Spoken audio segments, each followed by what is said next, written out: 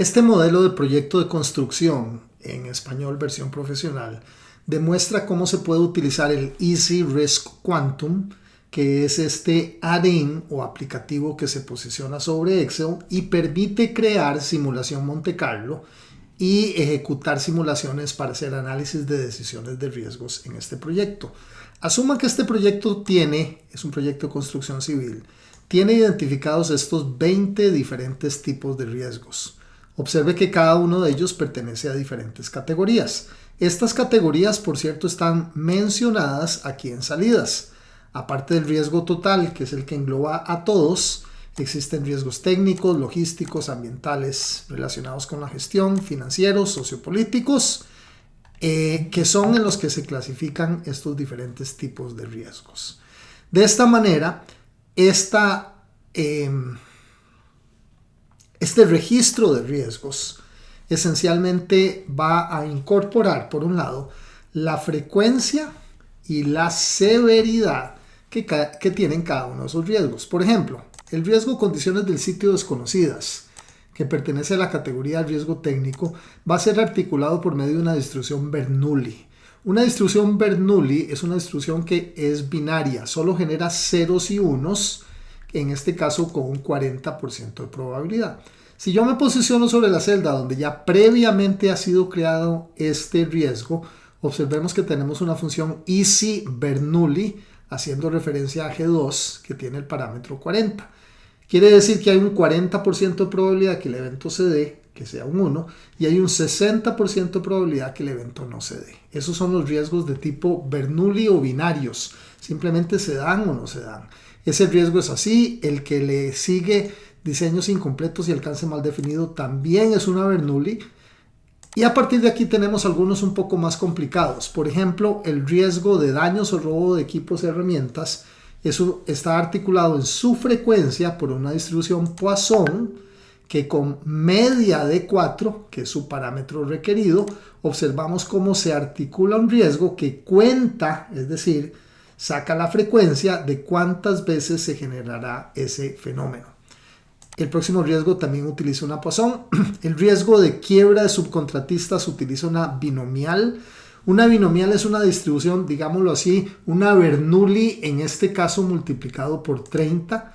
Es decir, tengo 30 subcontratistas, cada uno de los cuales está enfrentado a un 5% de probabilidad de bancarrota.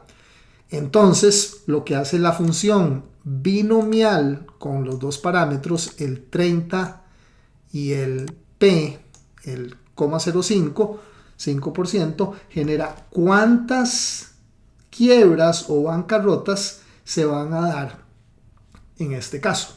Así sucesivamente vienen todos los otros riesgos articulados. Por ejemplo, aquí hay un riesgo de gestión de órdenes de cambio, articulado con una distribución entera uniforme, con variables mínimo 1 más máximo 4, por lo que se generan eventos de igual probabilidad de ocurrencia, 1, 2, 3 y 4, entre el mínimo y el máximo, pero donde todos tienen la misma probabilidad de ocurrencia. Hasta aquí la parte de frecuencia. La parte de severidad es la columna en donde, utilizando distribuciones, como en este caso una uniforme, definimos el rango de pérdida o de magnitud monetaria que tiene cada uno de los riesgos. El primer riesgo, con una distribución uniforme de máxima incertidumbre, donde todos los puntos en el centro tienen igual probabilidad de ocurrencia. Le sigue, digamos, una segunda severidad para el segundo riesgo en una triangular, con un valor mínimo de 90, un más probable 100 y un máximo de 150. Una distribución PERT, que es también igual con un mínimo, un más probable y un máximo. Y así sucesivamente utilizamos para efectos demostrativos las otras diferentes tipos de distribuciones de probabilidad que tiene el modelo. Como observan, cada vez que le damos un F9, es decir, cada vez que recalculamos manualmente las diferentes instancias que hay acá, estamos observando diferentes iteraciones o escenarios alternativos que se generarán ahí. De esa manera, como todas estas totales de frecuencia que se generan en la columna O son recopiladas, digamos, por la celda en D2, que es el riesgo total de salidas, observamos cómo esta celda cambia cada vez que generamos un F9. Esa es una distinta iteración, ese es un distinto escenario que se está produciendo durante la simulación Monte Carlo. Lo que va a hacer el software acá, si nos vamos a parámetros, definimos unas 10.000 iteraciones, definamos un número menor, digamos 1000 iteraciones, confirmamos y ejecutamos. Este es el corazón del software que corremos en este caso, que es el EasyRisk. En este caso el software está generando 1000 iteraciones, es decir, 1000 escenarios distintos para cada uno de los 20 riesgos definidos en su parte de frecuencia, en su parte de severidad. Luego los está conjuntando y está generando escenarios en donde se totalizan para el riesgo total y para todos los otros diferentes tipos de riesgos.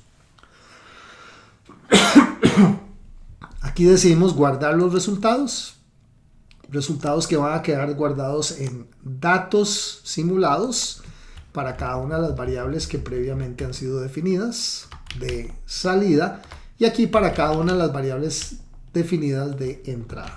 Previamente en este modelo, vamos a ocultar aquí datos simulados, previamente en el modelo habíamos definido todas estas celdas que tenemos aquí en verde para frecuencia, severidad y total como variables de salida. Esto es importante, variables de entrada. Esto es importante porque aquí es donde se definen y entonces decidimos que son las variables que tienen un impacto sobre las variables de salida. Las variables de salida corresponden a estas y esas se definen acá.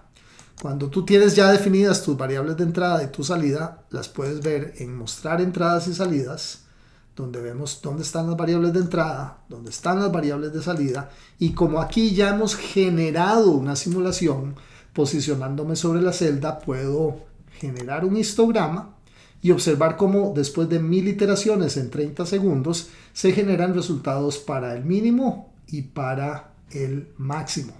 Yo igual puedo definir aquí valores de percentil y puedo poner valores en los cuales se encuentran estos valores meta, digamos entre 5000 y digamos entre 10.000, para que ahí, sin necesidad en este caso de simular otra vez, pueda haber un histograma donde se encuentren esos valores articulados acá. Ahora bien, eso lo puedo ver también, digamos, un tornado de correlación. El tornado de correlación calcula el coeficiente de correlación lineal que existe de cada una de las variables de entrada con respecto al riesgo total, indicándome en este caso que el riesgo total de desastres naturales tiene un coeficiente de correlación lineal de 0.62 con respecto al riesgo total. Es decir, si yo me viniera acá a ese riesgo que tenemos determinado como el de desastres naturales, que es esencialmente esta celda de acá, O5, y generase un diagrama de dispersión respecto del riesgo total, podría entonces observar ese 0.62 de coeficiente de correlación de Pearson, que es el que indica los 1000 puntos generados de relación relativamente fuerte entre esa magnitud del riesgo y la magnitud del riesgo total. Eso quiere decir que ese riesgo es el que, digamos, es el que más pesa a la hora de determinar mis riesgos totales. Otra manera de ver esto es probablemente en el gráfico 1. El gráfico 1 muestra el gráfico de horizonte de riesgos. El horizonte de riesgos es un gráfico que se parece mucho a la matriz de riesgos, al mapa de calor, en donde el eje Y, el eje vertical, articula la variable de frecuencia y el eje horizontal articula la variable de severidad o impacto.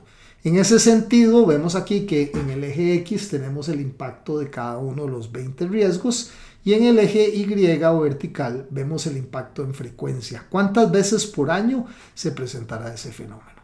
Si nos fijamos en la media, nos daríamos cuenta aquí que desastres naturales, aportando 3137, y con una frecuencia media de 2.5 eventos por año y una frecuencia de severidad o una magnitud o severidad o impacto de 1245 cada evento, generaría un riesgo total medio de 3137, convirtiendo a desastres naturales en la burbuja de mayor tamaño.